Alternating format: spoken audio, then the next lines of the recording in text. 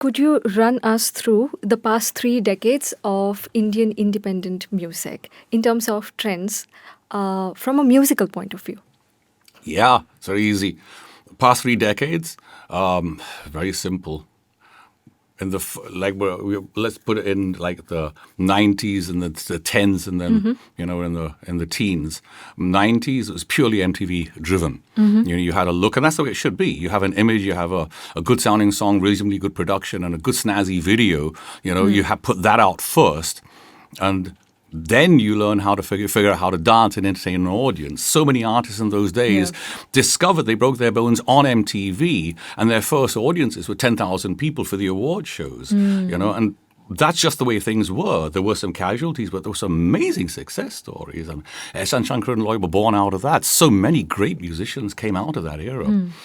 Then you come to the 2000s. The 2000s was dominated by digitization completely, not just in terms of broadcast and platforms, etc., but in terms of production.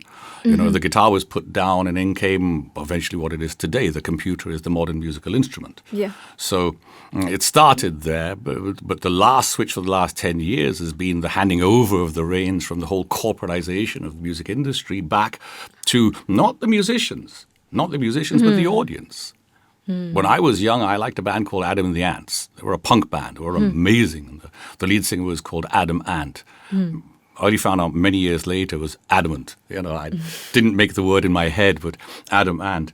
But I think I wrote a fan letter or two, but he never. There was no interaction there. Yeah. There was no way of doing that, and I'm here to tell you there was a need to do that. There was a need to say this song has done this to me, and and I thought this video. I'm really sorry to hear about your guitarist leaving. I wanted to communicate there, and that's what's happening today. And artists who are doing that are doing very well.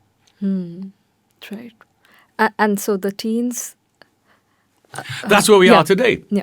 That's where you are today. I mean, Doja Cat, artists like that are of the future, as is MC Stan. This is all of the future. This is not, no, this is where things are going to go. It's not so much the sound. See, we have to accept that if we're talking academically, if we're talking in a corporate meeting, etc., we can't afford to be prejudiced in any way, because in doing that, we lose our objectivity. We can afford to go through the process of being prejudiced. I say MC Stan, and it's like, I've talked about something gross. MC Stan's a genius. He's one of the most powerful musicians in the world today. He's one of the top 10 powerful young people in India today. I'm talking every which way. He's worth hundreds and thousands, maybe, of crores right now. So by allowing the prejudice takes away the objectivity of realizing what's happening. That is the music industry. It's not about record labels and distribution platforms and shops and even the sponsors. It's about they're going back to the blues, back to the basics. It's artists using primitive tools for them, making music that means something for them. For what? For them. Once that circle is completed, it doesn't always work, but that's what's happened with MC Stan, with Rafta, with Divine, and all these amazing rappers. What they're doing is quite something. If you could go deep on that, about why are they making the waves that they are making? Because they confront. They don't just go up like so many artists of the 90s, of the 2000s. Look at the remix era of the early 2000s, Kata Laga, DJ Doll, and I was programming radio for most of those years, and so I'd be trying to get my RJs, the DJs, to talk about the song, incentivize the listener to, go through the whole song. I'm going to come back to that, yeah. But it's tough because they would say, well, what do you want me to say? And, I go back to my experience about talking about, this Adamant's, he wrote this when, his guitarist left and he did this solo, and I'm listening, oh my God, how awesome.